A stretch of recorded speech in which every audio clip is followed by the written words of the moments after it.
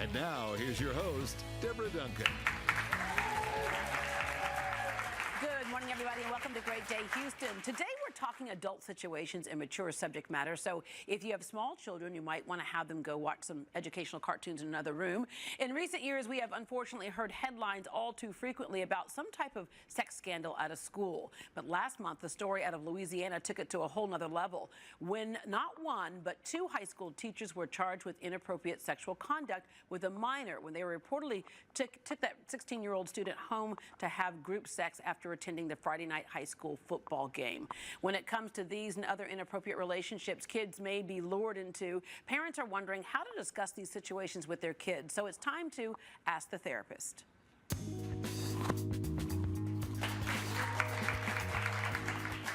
Joining us to take your relationship questions this morning and help parents talk to their kids about inappropriate relationships, please welcome certified sex therapist Emily deAyala. And if you have a question to ask the therapist this morning, thank you. You can give us a call at 713-284-1055. All right, we live in a whole different world. Well, some things have happened for centuries. Sure. There are other things that are kind of new, and we'll talk about even that. Who is your child talking to on the other end of a video game as well? That's true. But recently, okay, right. The classroom stories just keep on coming between teachers and students. And in years past, we used to say it's the male teacher, more female teachers. It's true. A lot of these stories that have been coming out recently have been of these, younger or even, middle-aged teachers with high school-aged boys. And I think that, the public is obviously having a reaction, but I think what's interesting is that it's still a different reaction than they would have had if, let's say, this recent story, if that had been two male teachers and a 16-year-old girl, I think there would have been a much different reaction from the public. Yeah. So we mentioned the Louisiana case just reported yesterday out of Pasadena, a 24-year-old biology teacher. Now, anytime you say 24-year-old, now here's one of the things that becomes a problem too, that we can't escape human biology, I guess. When you have someone like a 21, 22-year-old in a high school in particular, then you have 18-year-olds. That gap is not so far. It's not, but you know what? If I'm feeling really, really hungry, I'm not going to go rob a restaurant, okay? There is some decision-making that comes into play, and I think that probably we need to do more to educate teachers and students on the boundaries. I think students especially kind of have a false sense of intimacy with their teacher, especially if they're having problems at home, for example. Here's someone who's giving them a lot of one-on-one attention. More and more teachers are giving their cell phone numbers so that students can contact them, which I don't think is necessarily a good idea unless it's absolutely necessary, but it, I think, creates this false sense of security and intimacy that this person really loves and cares about me. And so I think parents need to do a better job of educating their children on what the difference is between compassion and love or romance, because there's definitely a difference. The other thing that makes it hard with those junior high teenage years, is that our hormones are all over the place. We're trying to figure out who we are, and sometimes people zero in on that and take advantage of that. I think they do, and a lot of especially these recent stories, I don't know that a lot of these people are true pedophiles. I think that a lot of these kind of acting out behavior is more opportunistic, which makes it a little bit different than some of the stories we used to hear more about, where there were younger kids and the guy who, exactly. I think especially a lot of teachers unfortunately are overworked and underpaid, and especially in these smaller towns where perhaps they don't have as much of a life of their own, this may be their only life. So when you say overworked, underpaid, is that something that adds to a stress level of somebody who is emotionally compromised to begin with? I think so. I think that teachers probably, as I was going through my training as a therapist, we have a lot of education on ethics and how important it is to practice good self-care. I know I can only see X amount of patients per week, because any more than that, I start to get maxed out. If I can't exercise, if I can't spend time with friends, if I can't spend time with family. That's a big burden, feeling like you have to save people too. Well, and then the work suffers, and I think that teachers probably, a lot of the school system becomes their whole life. And I think that if they could, have more information and education on how to take better care of themselves, they would be less at risk for acting out. Okay. The other thing is that idolization thing, like, there's, we've seen in colleges where the professor's on the pedestal, or someone in uniform, or somebody who's just, smart is on the pedestal, and so you fall quicker for that as well.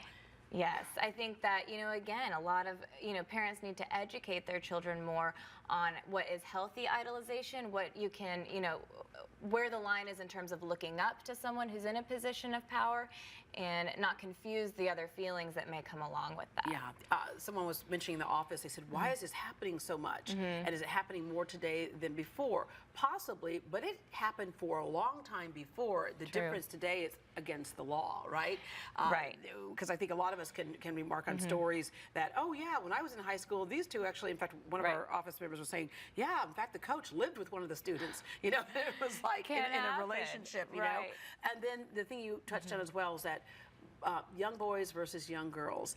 And when it's boys, you hear men joke about, well, gosh, if I was in school and had a hot teacher like that, what's the problem? It's that whole boys will be boys kind of mentality. And I think that, regardless of the age, you are younger than this person who is in a position of power, and a lot of manipulation can come into play, whether it's a boy or a girl. I think parents are probably more likely to talk to girls about sexual boundaries than they are to boys, just because of those gender differences and scripts and expectations. And unfortunately, there are still a lot of differences that people propagate, I think, in terms of this. Yeah, there's a case here in Houston at one of the junior high schools, and the parents were talking about how, and this has been several years ago, but their son still suffers from this. So the impact of that stolen innocence, again, while you have some people saying, oh wow, lucky guy, he's not. They are impacted. I mean, I work a lot with people who have a history of sexual abuse, both women and a lot of men, and they are significantly impacted, just as women are.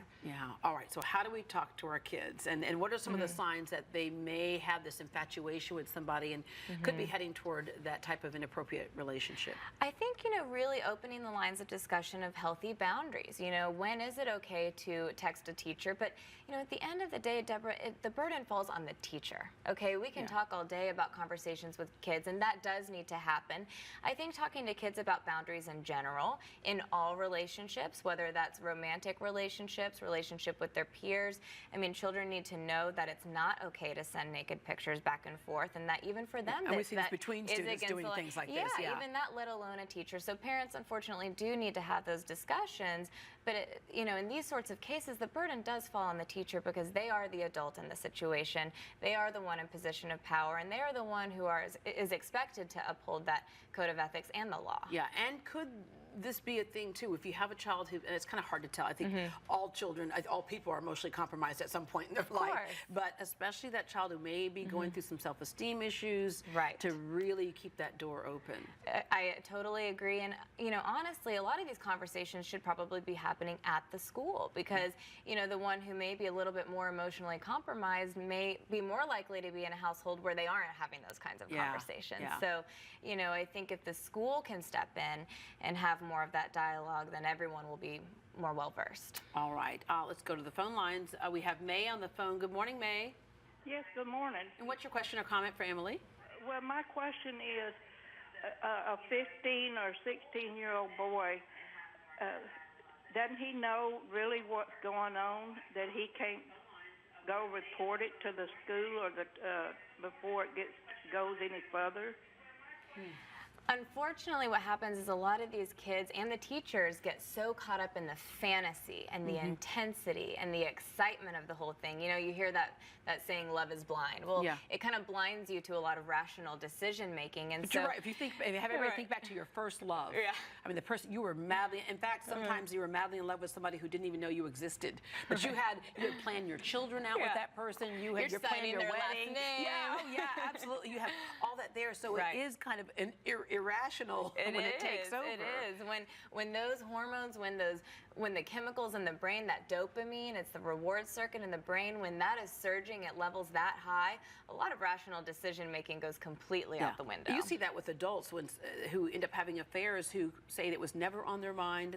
They were in a happy marriage. They weren't thinking about it, but because they were working so closely with somebody on a project, it just kind of happened that way. But especially with kids who don't have the skills to negotiate that as well. But there have been cases where kids have actually reported their teachers. So, all right, we have Judy on the phone. Good morning, Judy. Hi. I had a question for her. I just wanted to know, how can the kids know any different when the parents are dating 20-year-old women dating 60-year-old men? everywhere I see it. Right. But yeah, modeling after what they see at home. It's true. I think more and more adults are widening the gap between the ages and the people that they're dating, and I think there's a lot of benefits to that. For adults and appropriate relationships, yes. But that's the difference. These are adults, and we're talking about children. Not only are we talking about children, but we're talking about children with someone who's in a position of power. It's not like a freshman who's dating a senior, you know. And even in that case, I think that some conversations would need to happen because there's a lot of developmental differences, especially early on, that are different as opposed to adults who may have an age gap. Right. And the other thing you look at too is that was it Billy Palau in that famous case. You know, she felt powerful and wanted and desired, and that younger, at that time he was what in junior high school, and he felt, you know, oh, well, she wants me, I must be special. And so yeah, there's that magnetism right there. If you have a question for Emily, you can call our number here, 713-284-1055, 713-284-1055, and we'll try to answer any of your relationship questions right after the break.